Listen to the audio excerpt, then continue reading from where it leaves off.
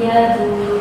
Jadi tujuan pembelajaran kita hari ini ada yang tahu? Kita mempelajari tentang apa? Tidak. Belum tahu ya? Kita akan mempelajari tentang bahasa Indonesia sebagai bahasa persatuan di Indonesia. Sebelum masuk pada materi, Ibu mau tepuk semangat dulu biar lebih semangat ya. Ya. Ada yang tahu tepuk semangat? Kita tepuk semangat ya. Tepuk semangat.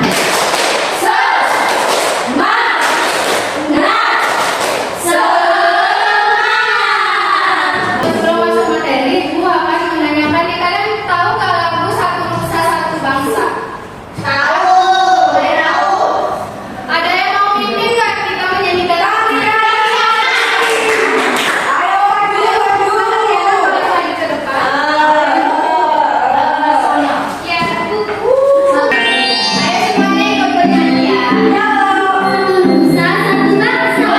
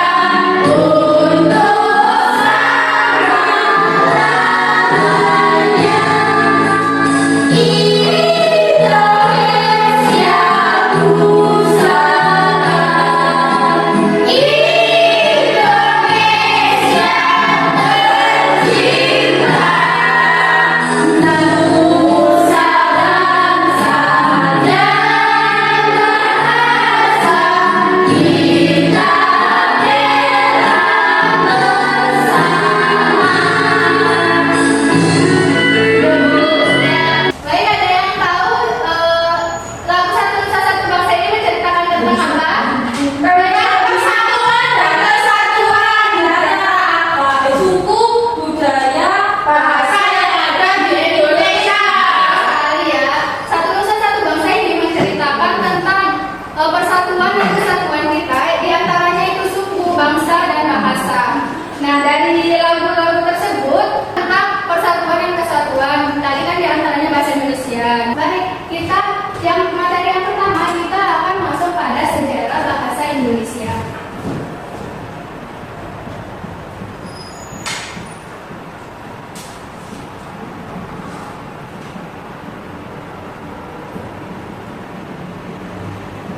Ada yang tahu sejarah dari bahasa Indonesia itu seperti apa? Ada yang tahu? Tidak tahu. Baik, sejarah bahasa Indonesia. Bahwa bahasa Indonesia itu berasal dari bahasa Melayu yang menjadi bahasa persatuan dan perhubungan di Nusantara. Nah, bahasa Melayu ini dipakai di kawasan Asia Tenggara sejak abad ke-7. Nah, saat itu bahasa Melayu itu digunakan sebagai bahasa perdagangan oleh para pedagang dari Nusantara. Nah, dulu itu sebelum Indonesia merdeka itu kan kita menggunakan bahasa Melayu sebagai bahasa persatuan, sebagai bahasa perdagangan kita itu. Nah, ketika perdagangan itu kita menggunakan bahasa Indonesia. Nah, bahasa Indonesia itu telah mengalami perkembangan sampai saat ini dan masuk dalam 3 kategori.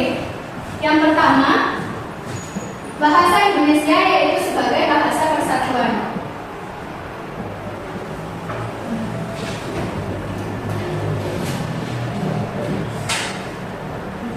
Sebagai bahasa persatuan. Nah, bahasa Indonesia itu bahasa Indonesia pada saat zaman dulu itu diikrarkan pada saat Sumpah Pemuda pada tahun 1928. Nah, bahasa Indonesia dalam hal tersebut telah menjadi bahasa pemersatu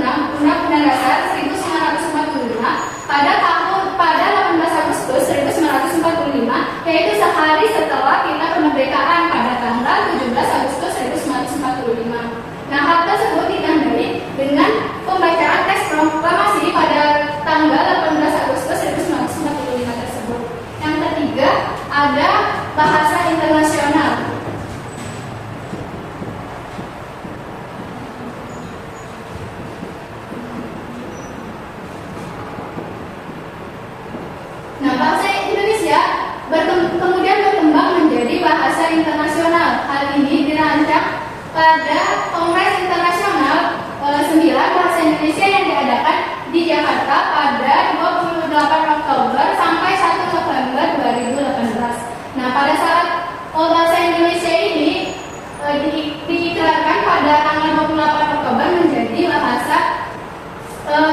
bahasa internasional. Nah, para pemuda dari berbagai pelosok Nusantara itu berkumpul dalam Kongres Pemuda pada tanggal 28 Oktober 1928. Nah, pada saat itu bahasa Indonesia dilahirkan. Para pemuda pun mengucapkan 3 ikrar. Ada yang tahu ikrar dari Sumpah Pemuda itu apa saja? Saya tapi nggak hafal tuh. Nggak hafal ya, boleh dibaca ya. Kami putra dan putri Indonesia mengaku bertumpah darah yang satu, tanah air Indonesia. Kami putra dan putri Indonesia mengaku berbangsa yang satu, bangsa Indonesia. Kami putra dan putri Indonesia menjunjung bahasa persatuan, bahasa Indonesia. Sudah ya. Nah, dari ketiga ikrar tersebut para pemuda menamakan dengan nama Sumpah Pemuda. Fungsi dari bahasa Indonesia itu ada banyak sekali ya. Yang paling utama itu sebagai lambang identitas nasional penduduk negara Indonesia. Yang kedua ada mengembangkan kepribadian bangsa. Yang ketiga ada menjadi pemersatu suku, ras dan antar golongan. Nah, seperti tadi contohnya itu kalau ada teman kita lagi dari luar daerah itu kita bisa menggunakan bahasa Indonesia untuk berkomunikasi sehari-hari. Di sini ada juga manfaatnya.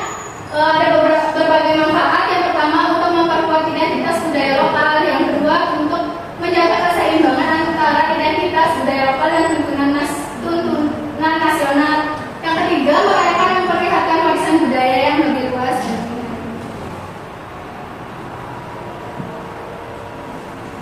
Baik, materi kita sudah selesai. Ada yang ditanyakan? Tidak. Jika tidak, Ibu akan masuk pada kegiatan kita ya. Sebelum itu Ibu akan membagi menjadi 3 kelompok. Kelompok pertama ada Mbak Intan, Mbak Fida, dan Mbak Selen. Kelompok kedua ada Mbak Fitria, Mbak Dea, dan Mbak Putri. Kelompok 3 ada Mbak Dwi dan Mbak Karyana.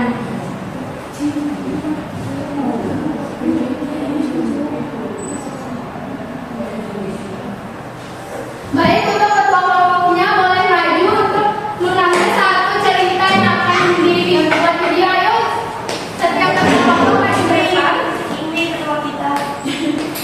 Ayo kelompok 3, siapa ketuanya?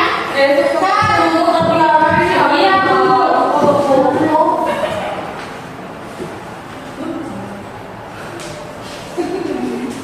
Ayo, ketua kelompoknya bisa diambil ya cerita apa yang dibuat.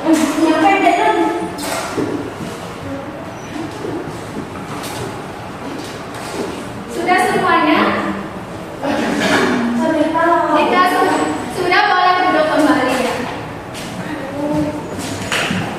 Sebelum itu kita akan membuat jadwal dari pembuatan kita.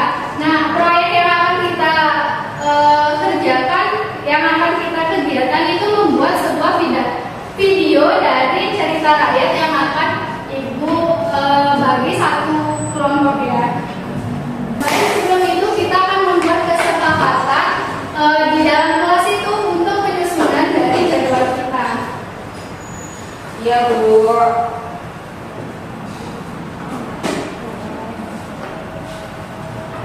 Kegiatan kita yang pertama yaitu menyiapkan alat dan bahan.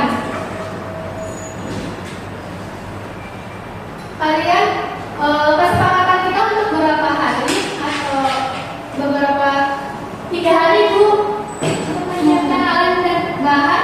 Satu hari ya, 1 hari. Yang kedua ada kegiatan menulis cerita.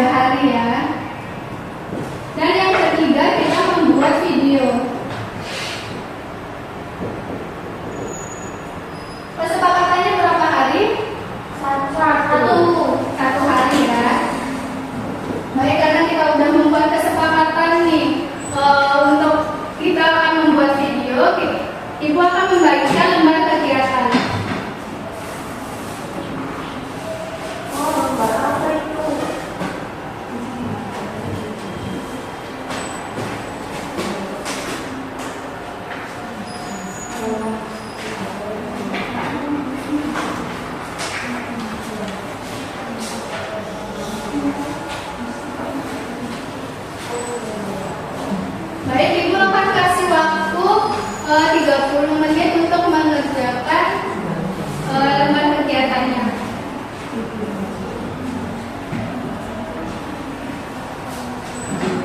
Apa ada yang kesulitan? Tidak. Tidak.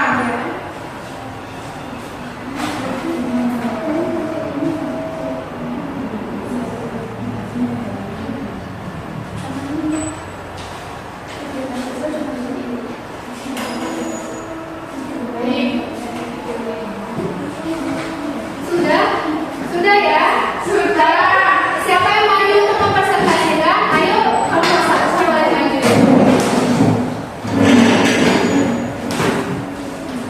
Terima kasih Cikgu.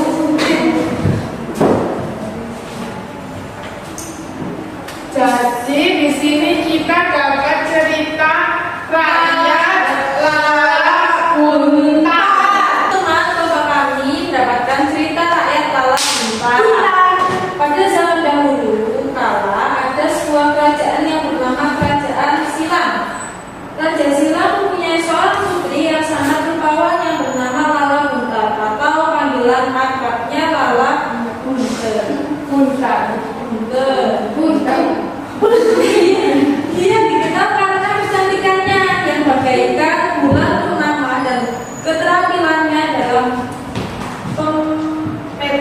memasok kain-kain tenun yang sangat indah. Banyak raja dan Pangeran dari berbagai kerajaan datang untuk melamar Lala Bunta.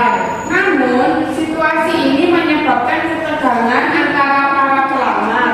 Untuk menghindari hal tersebut, Lala Bunta memutuskan kabur dari kerajaan. Iya, pengikutnya untuk membangun timbuhan tanah menyerupai bukit sebagai tempat persembunyiannya. Setelah bersembunyi selama 1 bulan, Lala Bunta dan pengikutnya tidak lagi muncul menerima makanan. Para pelayan di rumahnya mengira mereka telah meninggal, sehingga mereka menutup lubang dan membuat kuburan di atasnya. Sehingga kini kuburan tersebut masih ada, dipercaya menyimpan harta karun. Selanjutnya, lembar kegiatan 2-nya itu mendeskripsikan mengenai tokoh tempat dari cerita tersebut. Tokoh ceritanya itu adalah Bunta, Raja Silam, dan para pelamar. tempatnya Kerajaan Silam. Pesan cerita mengajarkan tentang keberanian dan pengorbanan untuk mencegah konflik. Ayo tepuk tangan untuk kelompok 1. Terima kasih. Kelompok 1 boleh duduk ya. Terima kasih. Baik, kami lanjut. Sudah selesai, materi kita sudah selesai, terus presentasinya juga sudah selesai. Ada yang bisa menyimpulkan materi kita pada pagi hari ini? Saya guru. Ya, boleh. Bahasa Indonesia berasal dari bahasa Melayu yang menjadi bahasa persatuan dan perhubungan di Nusantara. Bahasa Indonesia diikrarkan pada pemuda pada tahun 1928. Sekali ya, bahasa Indonesia itu bahasa Melayu yang dipakai sebagai bahasa perhubungan kita. Nah, tadi juga ada beberapa perkembangan dari bahasa Indonesia itu terjadi. Yang pertama ada bahasa persatuan, bahasa Indonesia sebagai bahasa resmi, dan bahasa Indonesia sebagai bahasa internasional. Baik, Ibu, sebelum pulang Ibu akan memberikan kalian lembar soal evaluasi yang dikerjakan secara individu ya. Susah tidak, Bu? Lumayan ya. Aku sampai. Ibu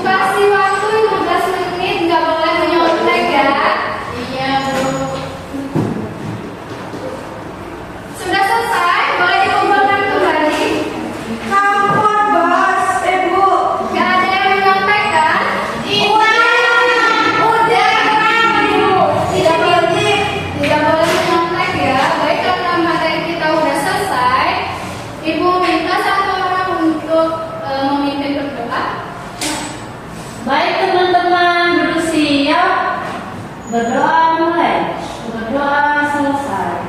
Setiap pembelajaran dari